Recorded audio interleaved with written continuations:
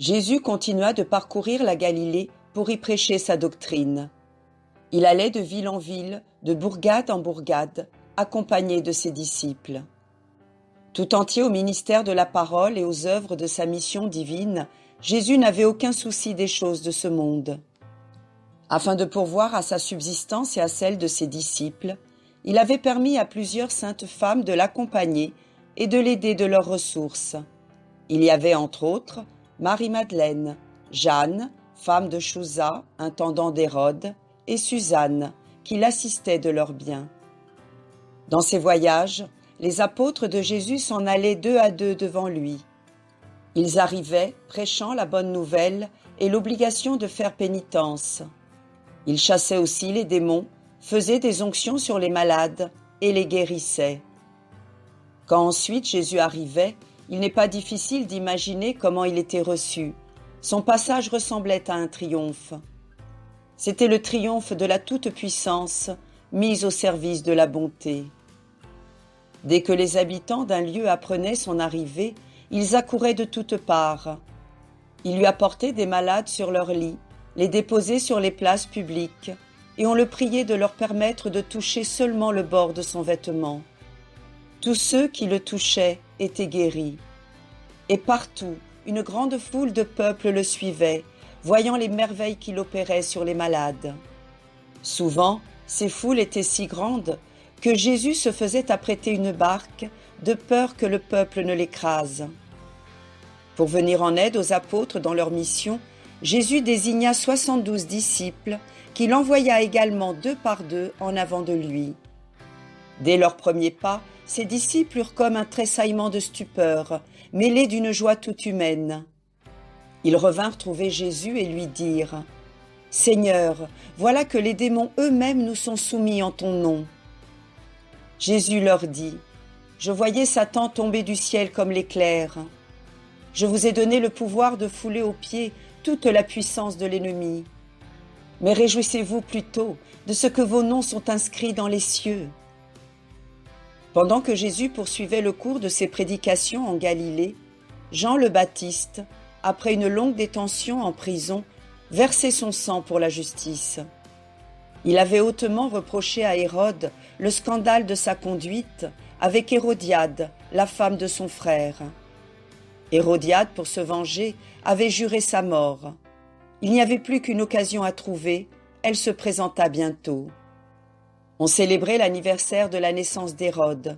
Ce jour-là, un festin somptueux réunissait les chefs de l'armée et les principaux personnages de l'État. Vers la fin du banquet, Salomé entra et dansa. Elle plut tellement à Hérode qu'il jura de lui donner tout ce qu'elle demanderait. Salomé alla consulter sa mère. Hérodiade n'hésita pas un instant. « Va, dit-elle, et demande la tête de Jean le Baptiste. » À cette étrange requête, Hérode fut contristé, car, malgré tout, il estimait Jean le Baptiste. Mais il avait juré, il voulut tenir son serment. Par son ordre, un de ses gardes courut à la prison, trancha la tête de Jean, apporta cette tête sanglante dans un plateau et l'offrit à la jeune fille qui, sur le champ, alla remettre à sa mère ce funèbre présent. Les disciples de Jean recueillirent pieusement le cadavre du martyr et le déposèrent dans un tombeau. À quelque temps de là, Hérode entendit parler des miracles de Jésus. Quel était ce prophète? Il se le demandait perplexe. Des bruits contradictoires venaient jusqu'à ses oreilles. Les uns disaient « C'est Jean qui est ressuscité ». Non, reprenaient les autres, c'est Élie ou quelqu'un des anciens prophètes. Hérode disait à ses serviteurs « Ce Jean que j'ai fait décapiter, c'est lui assurément qui opère toutes ces merveilles. Il est ressuscité d'entre les morts. » Il désirait ardemment voir Jésus.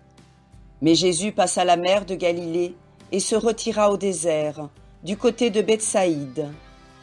Il ne resta pas longtemps seul dans la solitude avec ses disciples. La foule ne tarda pas à se presser nombreuse. Le bruit de son arrivée s'étant répandu, on vit accourir des troupes de peuple venant de partout. Bientôt se trouvent réunis 5000 hommes, sans compter les femmes et les enfants. Jésus avait emmené ses disciples à l'écart pour y prendre un peu de repos.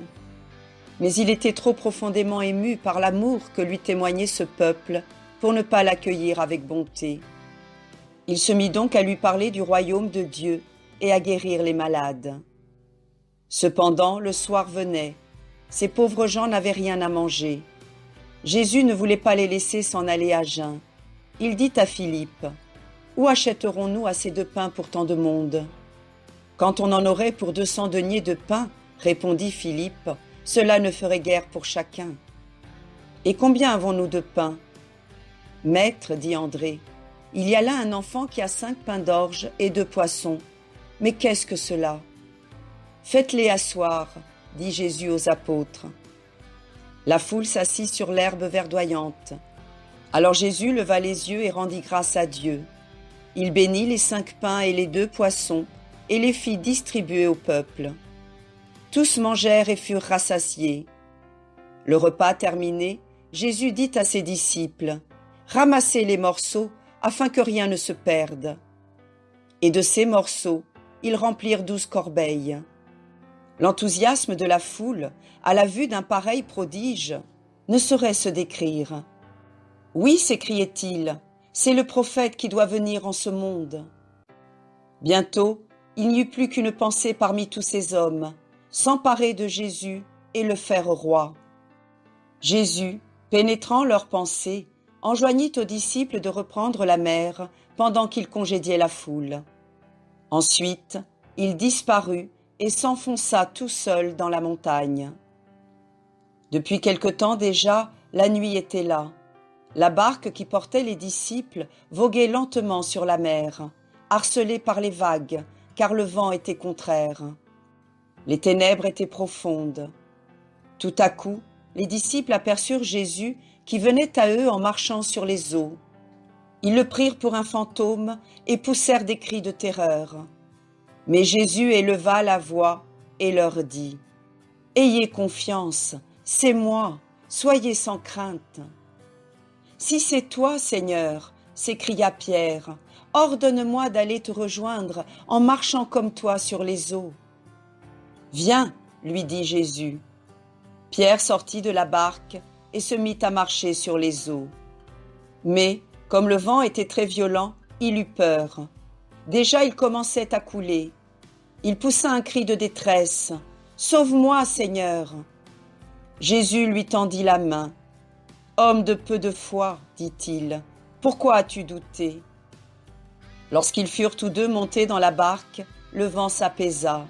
« Tu es vraiment le Fils de Dieu !» s'écrièrent les disciples, prosternés aux pieds de leur maître. Le lendemain, le peuple qui cherchait partout Jésus le trouva à Capharnaüm. On lui demanda quand il était venu. Jésus répondit, « Vous me cherchez, non pas à cause des signes que j'opère, mais pour le pain que je vous ai donné. Ne vous inquiétez donc pas d'une nourriture passagère, cherchez plutôt celle qui demeure éternellement, et que le Fils de l'homme vous donnera. » Les Juifs ne comprirent pas quelle était cette divine nourriture. Ils se laissèrent même aller à de violents murmures contre celui qu'ils acclamaient la veille. Jésus leur dit, « Je suis le pain de vie. Vos pères ont mangé la manne dans le désert, et ils sont morts. Je suis le pain vivant descendu du ciel. Celui qui mange de ce pain vivra éternellement. Et le pain que je donnerai, c'est ma chair, que je vais livrer pour le salut du monde. » Cette parole, si claire et néanmoins si étrange, les révolta.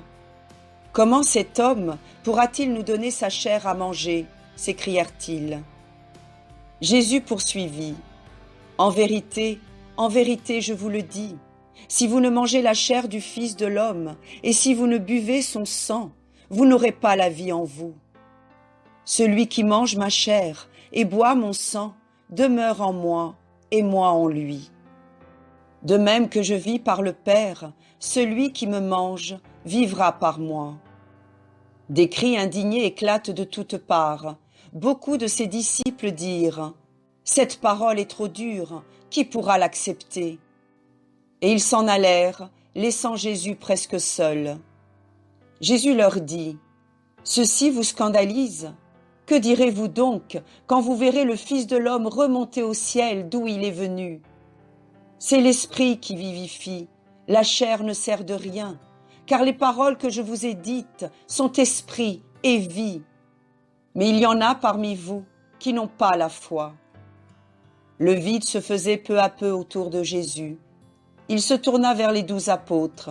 « Et vous, allez-vous aussi m'abandonner ? » « Seigneur, » s'écria Pierre, « à qui irions-nous ? Tu as les paroles de la vie éternelle. Nous croyons et nous savons que tu es le Christ, Fils du Dieu vivant. » Jésus leur répondit, « Ne vous ai-je pas choisis tous les 12 ? Et pourtant, l'un de vous est un démon. » Il parlait de Judas Iscariote qui devait le trahir. Ainsi s'acheva ce grand et solennel enseignement. Ainsi fut faite cette promesse, voilée encore, mais déjà si transparente, du don royal de la Sainte Eucharistie.